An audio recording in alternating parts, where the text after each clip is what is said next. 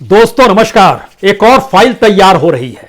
यह फाइल बैंकों को लेकर है, बैंकों को बेचने को लेकर है, बैंकों को निजी हाथों में सौंपने को लेकर है। और इतना ही नहीं, जो विदेशी भागीदारी को लेकर जो 20% का कैब लगा हुआ था उसे भी बदलने की तैयारी है। यानी विदेशी भी भारत के बैंकों को चला सकते हैं। बैंकों को किस रूप में खोखला बनाया गया, कितनी बड़ी तादाद में एनपीए बढ़ता चला गया, बैंकों की माली हालत कैसे कमजोर दर कमजोर होती चली गई, बैंकों का डिविडेंड आरबीआई के जरिए जो सरकार ने लेना शुरू किया उसमें इतनी बड़ी तादाद में डिविडेंड सरकार के पास मुनाफे के तौर पर आने लगा। सब कुछ भूल जाइए, क्योंकि धीरे धीरे बैंकों को चलाने के लिए निजी हाथ ही काम करेंगे। यह सवाल दूर की गोटी है जब आप कहेंगे फिर बैंकों का राष्ट्रीयकरण 1969 में किया क्यों गया था, उस वक्त क्या सोचा गया था और क्या दोबारा ऐसी स्थिति नहीं आ जाएगी। यह भी सवाल मत कीजिएगा कि विकसित देशों में बैंक तो प्राइवेट ही चलते हैं, सरकारी बैंक कहां रहता है। यह भी सवाल मत कीजिएगा कि भारत की स्थितियों में आखिरी व्यक्ति तक बैंक अपनी सहूलियतों को पहुंचाने के लिए काम करे। इसी सोच के साथ इंदिरा गांधी ने 1969 में बैंकों का राष्ट्रीयकरण किया था। अब ऐसी सोच बिल्कुल नहीं है।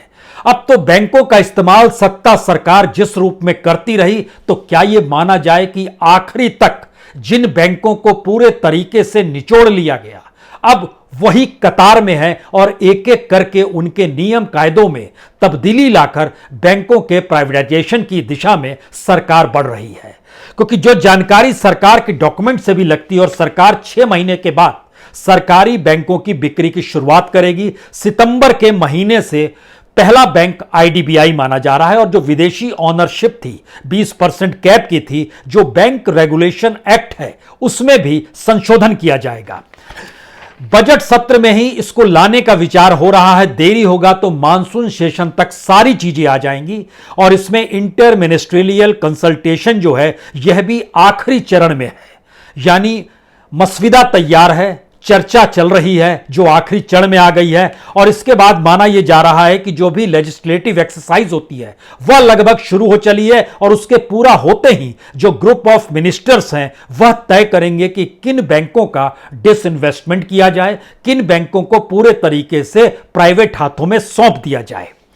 पिछले बजट में आईडीबीआई का जिक्र किया गया था, उसके बाद नीति आयोग ने भी और बैंकों का जिक्र किया, नाम नहीं बताया, लेकिन 2 बैंकों का जिक्र निकल कर आया था, सेंट्रल बैंक ऑफ इंडिया और इंडियन ओवरसीज बैंक।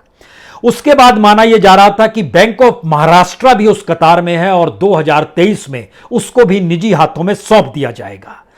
यह भी माना गया कि सरकार ने अपने तौर पर जो पीसीए बनाया था, पीसीए यानी प्रॉम्प्ट करेक्टिव एक्शन, जो एक फ्रेमवर्क तैयार किया गया था, जो बैंक कमजोर हो रहे हैं उसको कुछ पैसा दिया जाए, कहां से दिया जाए, ये सारी चीजें गई। सारी कवायद को देखते हुए तय हुआ कि अब बैंकों को निजी हाथों में दे ही दिया जाना चाहिए और इसके लिए अलग अलग तरीके से बैठकों का दौर भी शुरू हो चला। इस कतार में यूको बैंक भी आ सकता है, इंडियन ओवरसीज बैंक भी आ रहा है। यानी central bank of India, UCO bank, bank of Maharashtra और इंडियन ओवरसीज बैंक, उससे पहले आईडीबीआई, ये 5 बैंकों के नाम निकलकर अपने तौर पर आते हैं। लेकिन एक सवाल हर जहन में जरूर है, बैंक कंगाल कैसे हो गए, जरूरत कैसे आन पड़ी।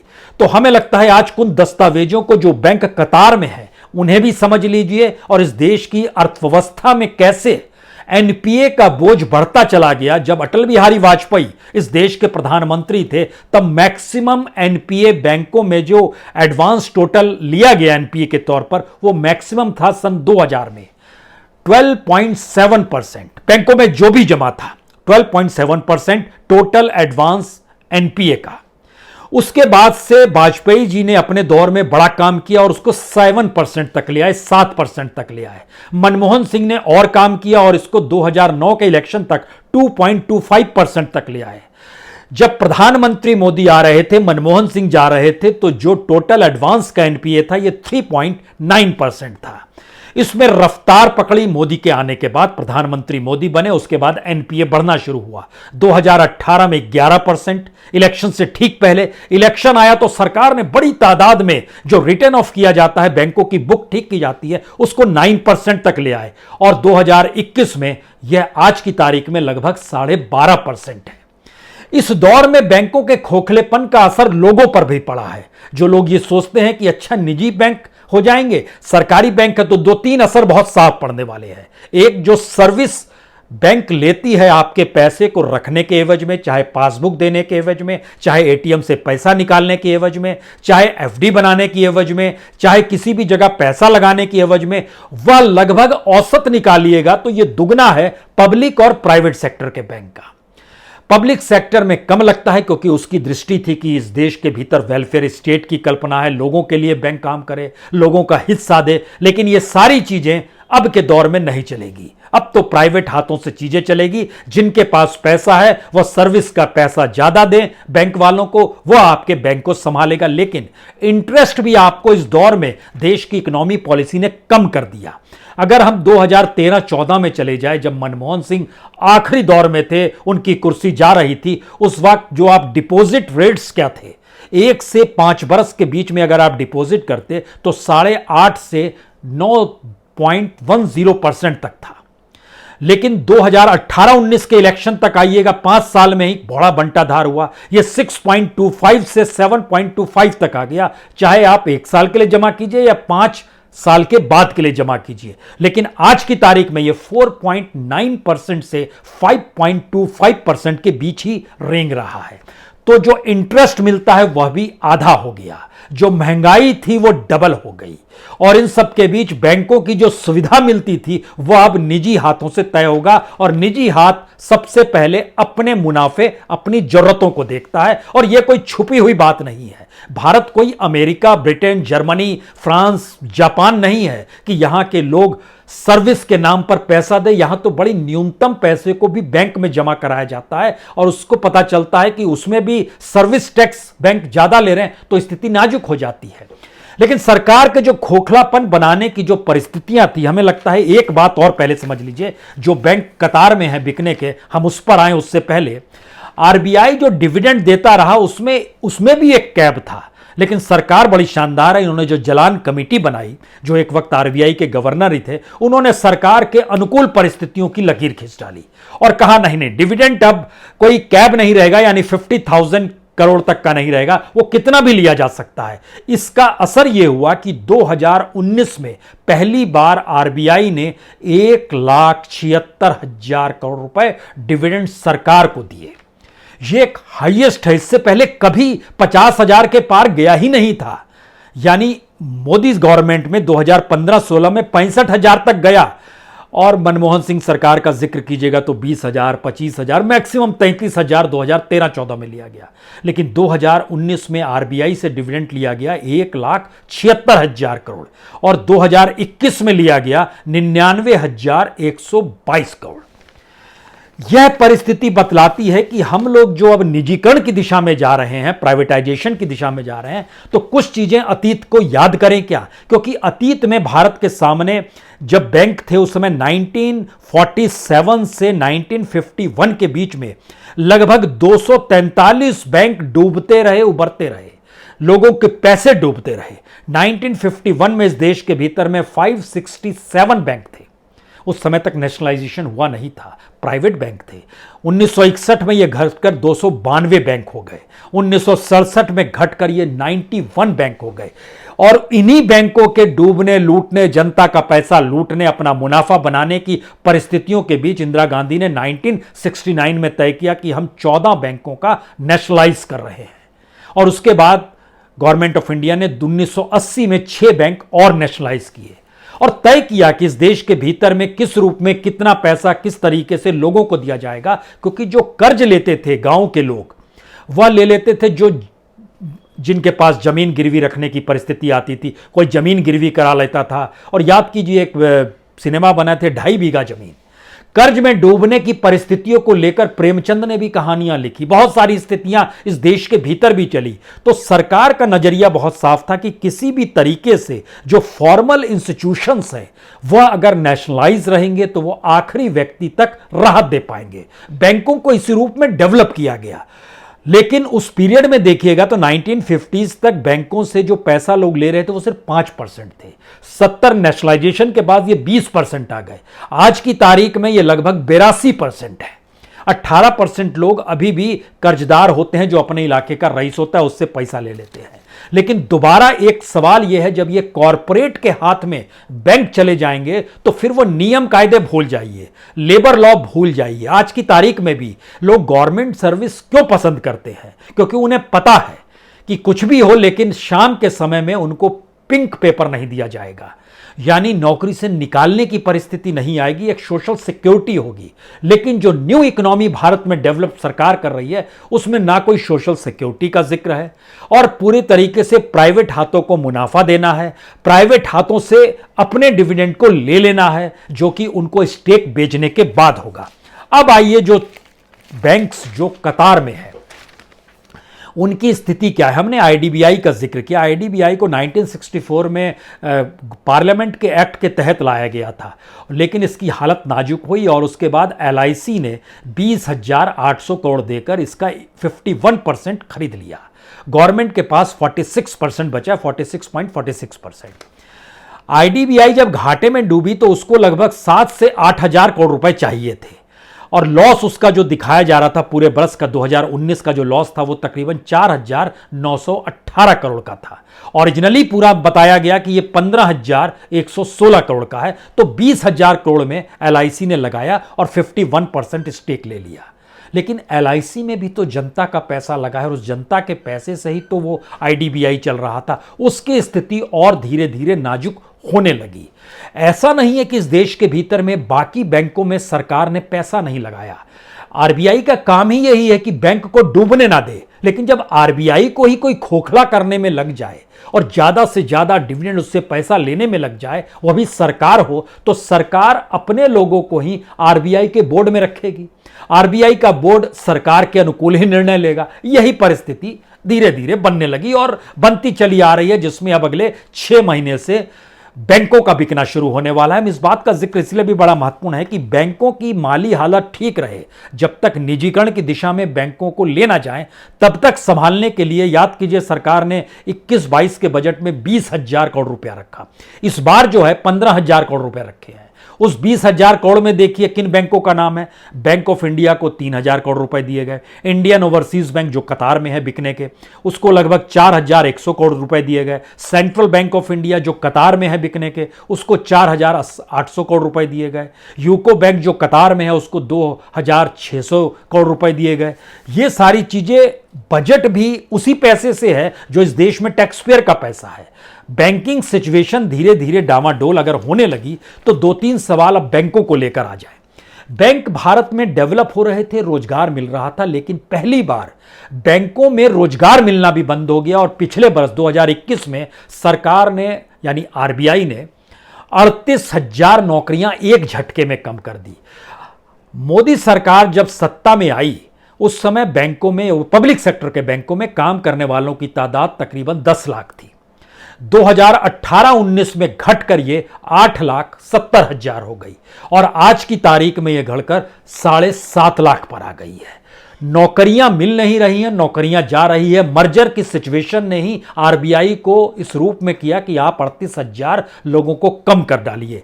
उसमें जब हमने निकाला कि पब्लिक सेक्टर बैंक में जो लोग काम कर रहे हैं उनकी कितनी बड़ी तादाद है, जो ऑफिसर्स लेवल है ये तकरीबन 3.5 लाख है, जो क्लर्क का लेवल है ये लगभग 3 लाख है। क्लर्क और ऑफिसर लगभग बराबर होगा और बाकी जो सबऑर्डिनेट्स जिनमें प्यून्स वगैरह भी आते हैं ये तकरीबन 1 लाख 1.25 लाख के बीच की स्थिति में काम करते हैं। अब अगला सवाल यह है कि जो बैंक कतार में है उसमें एक सेंट्रल बैंक ऑफ इंडिया है, इसके कस्टमर्स कितने हैं? 7.5 करोड़ कस्टमर्स हैं जो सेंट्रल बैंक ऑफ इंडिया है। इसका जो स्टाफ काम करता है वो 33,500 स्टाफ है। देश भर में इसके 4,700 ब्रांच हैं और इसमें एक स्टाफ पर, सेंट्रल बैंक ऑफ इंडिया में एक स्टाफ पर 2,239 कस्टमर का बोझ होता है।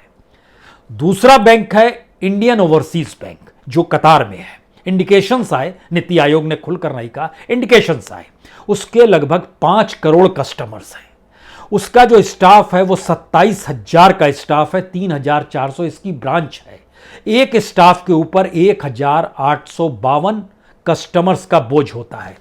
यहीं पर एक सवाल आना चाहिए कि प्राइवेट सेक्टर कितना बड़ा है इस देश के भीतर में, और प्राइवेट सेक्टर में जो बैंक चल रहे हैं कौन है सबसे बड़ा बैंक? उसमें एचडीएफसी सबसे बड़ा बैंक है, उसके बाद आईसीआईसी है, और फिर बाकी बैंकों की भी एक पूरी कतार है जिसमें एक्सिस बैंक है, इंडसइंड बैंक है, कोटक महिंद्रा है, फेडरल बैंक है। लेकिन जो दो बड़े बैंक हैं उसको जरा समझने की कोशिश कीजिए कि हमारे यहां जो नेशनलाइज्ड बैंक हैं, जो पब्लिक सेक्टर बैंक हैं, वो किस रूप में इस देश को संभालते हैं, और जब प्राइवेट हाथों में चले जाएंगे तो क्या होगा।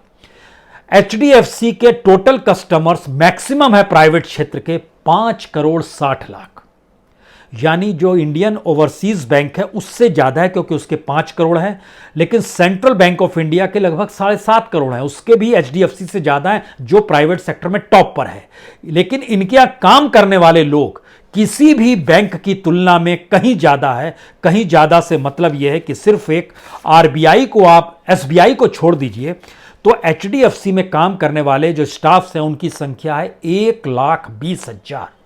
सेंट्रल बैंक ऑफ इंडिया में सिर्फ 33,500, इंडियन ओवरसीज बैंक में सिर्फ 27,000, यहां पर 1,20,000 और एक स्टाफ पर 467 कस्टमर्स का ही बोझ होता है। और वहां पर कितना बोझ है? हजारों कस्टमर्स का। एवरेज निकालिएगा तो 1,500 से 2,000 कस्टमर एक स्टाफ देखता है पूरे के पूरे नेशनलाइज्ड बैंक में। एवरेज निकालिएगा, यहां एवरेज निकालिएगा तो 350 से 450 के बीच में ही एवरेज बैठेगा। आईसीआईसी बैंक लीजिए, सिर्फ 3 करोड़ कस्टमर है, 85,000 स्टाफ है, एक स्टाफ पर 353 कस्टमर्स का बोझ है।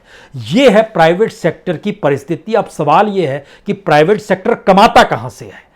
प्राइवेट सेक्टर अपने कस्टमर से ही कमाता है, यानी धीरे धीरे बैंक भी उन्हीं लोगों के लिए होंगे जो सर्विस ज्यादा पैसा दे पाने की परिस्थिति में आ जाए। भूल जाइए उन लोगों को थोड़ी देर के लिए जो चाहते हैं कि मुफ्त में काम हो जाए। जी नहीं, जो चाहते हैं कि 2 पैसा लेकर हो जाए, जो सोचते हैं कि कम से कम हमको चेकबुक तो फ्री में मिल जाए, वो भी 50 रुपए से 100 रुपए कर दिया गया। एटीएम से पैसा निकालना वो और महंगा है प्राइवेट सेक्टर के भीतर में। तो आपके सामने ये सारी चीजें आएंगी। तीसरे बैंक का नाम आता है bank of Maharashtra.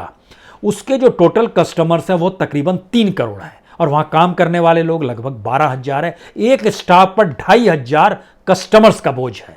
UCO bank 4 crore customers हैं, स्टाफ 22,500 है, और एक स्टाफ पर 1,778। हम इसलिए ये बोल रहे हैं आपसे क्योंकि जब आप स्टाफ को देखना शुरू कीजिएगा तो सेंट्रल बैंक ऑफ इंडिया में 33,000, इंडियन ओवरसीज बैंक में 27,000 यानी 60,000 ये हो गया, बैंक ऑफ महाराष्ट्र 12,000, 72,000 ये हो गया, यूको बैंक 22,500 यानी 84 1 लाख के लगभग ये सारी चीजें बन रही हैं। इस प्रक्रिया के भीतर में एक सवाल ये उठ सकता है, नहीं प्राइवेट सेक्टर बहुत ज्यादा बड़ी तादाद में स्टाफ्स को रखेगा, और सरकार की ऐसी कौन सी स्थिति आ गई है जहां पर उसके पास बैंकों में भी भर्ती कर पाने की सिचुएशन नहीं बन रही है। ऐसा नहीं है कि वहां पर कोई नया पद क्रिएट करना है। फाइनेंस मिनिस्टर ने बाकायदा लोकसभा में दिसंबर के महीने में जानकारी दी कि जो हमारे पब्लिक सेक्टर के बैंक हैं 41,177 पद खाली पड़े हैं। उसमें एसबीआई के सबसे ज्यादा 8,000, स्टेट बैंक के 8,544 पद खाली पड़े हैं, पीएनबी के 6,743 पद खाली पड़े हैं, सेंट्रल बैंक के 6,295 पद खाली पड़े हैं, इंडियन ओवरसीज बैंक के 5,112 पद खाली पड़े हैं, बैंक ऑफ इंडिया के 4,842 पद खाली पड़े हैं। हम इन बातों का जिक्र सिर्फ इसलिए कर रहे हैं क्योंकि जितनी बड़ी तादाद में भर्ती होनी चाहिए, आपके सामने यह भी एक सवाल है, 2021 में सिर्फ 400 लोगों की भर्ती हुई है बैंकों में, जो पब्लिक सेक्टर के बैंक थे। जो प्राइवेट सेक्टर के बैंक थे उन्होंने 17,000 लोगों की भर्ती की, लेकिन पब्लिक सेक्टर में सिर्फ 400 लोगों की भर्ती हुई है। और धीरे धीरे नौकरियां खत्म की जा रही है, नौकरियां खत्म हो रही है। और इसका सबसे बड़ा असर जो सेमी अर्बन और अर्बन ब्रांचेस है, मेट्रोपॉलिटन और रूरल में कमी अभी नहीं आई है जो पब्लिक सेक्टर के बैंक हैं, लेकिन सेमी अर्बन और अर्बन ब्रांचेस में बड़ी तादाद में लोग नौकरियां कम होती चली जा रही है। जो 38,000 नौकरियां आरबीआई ने कम की, उसका सबसे ज्यादा असर इसी सेमी अर्बन और अर्बन ब्रांचेस पे पड़ा है। अब यहां पर आइए कि क्या वाकई ऐसी स्थिति है कि जब प्राइवेट सेक्टर के बैंक आ जाएंगे तो एनपीए नहीं बढ़ेगा? यकीनन नहीं बढ़ेगा।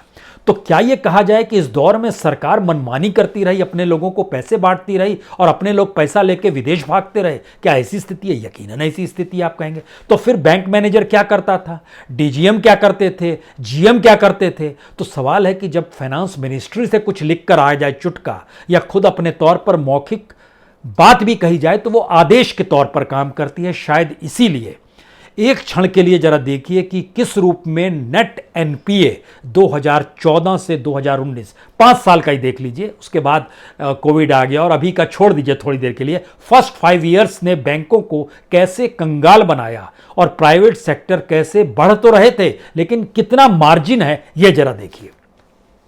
2014-15 में जो एनपीए पब्लिक सेक्टर बैंक पर आता है वह 1,59,000 करोड़ का, प्राइवेट बैंक में 14,000 करोड़ का, 15-16 में 3,20,000 करोड़ का पब्लिक सेक्टर और प्राइवेट सेक्टर में 26,000 करोड़ का, 16-17 में 3,83,000 करोड़ का पब्लिक सेक्टर में एनपीए, नेट एनपीए जो आ रहा है, और 47,000 करोड़ प्राइवेट बैंक में, 17-18 में 4,54,000 करोड़ और 64,000 करोड़ प्राइवेट बैंकों में।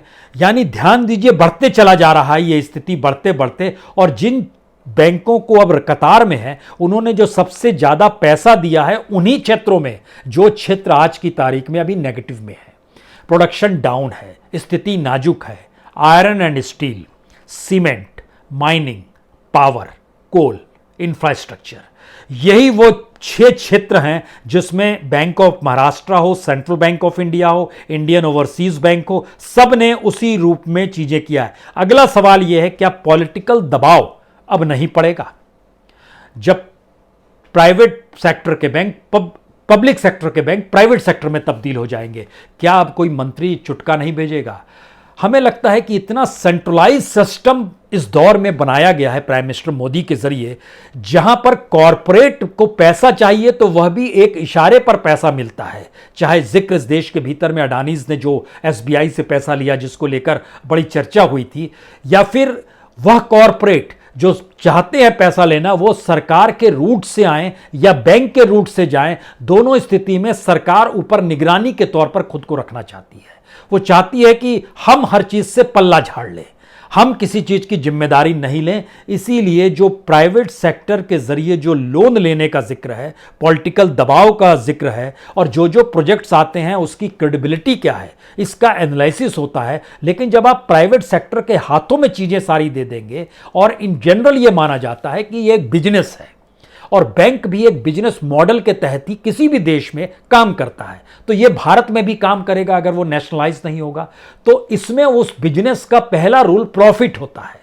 प्रॉफिट के आश्रय ही वो चीजें डेवलप करेगा। और जो क्रेडिबिलिटी जिस पावर सेक्टर की एक दौर में भारत में बहुत थी, तो भारत में बिजली महंगी होगी आने वाले वक्त में भी, क्योंकि उसको लोन महंगा मिलेगा। लोन मिल जाएगा लेकिन महंगा मिलेगा, इंटरेस्ट रेट ज्यादा चुकाना होगा, पैसा लेके भाग नहीं पाएगा। जो भागेगा या जो पैसा लेगा उसकी सरकार के साथ कुछ दोस्ती होनी चाहिए, अन्यथा तो मुसीबत है। तो सारे का सारा बोझ फिर देश की उस इकोनॉमी पर आएगा जिस इकोनॉमी में लोगों की आर्थिक स्थितियां कमजोर हो चली है, और उनका अपना पैसा जो बैंकों पर है, उन बैंकों के जरिए सरकार जो है डिविडेंड भी उठाती रही, बैंकों को अपने लोगों के बीच एनपीए बढ़ाती भी रही, बुक ठीक रखें इसके लिए रिटर्न ऑफ भी करती रही। और ये सारी परिस्थितियों में बीते 5 बरस के कच्चे चिट्ठे में आपको जानकर हैरत होगी, लगभग 20 से 25 लाख करोड़ सिर्फ बैंक के नाम पर कहीं रिटर्न ऑफ किया गया, कहीं एनपीए बढ़ा। कोई पैसा लेकर भाग गया,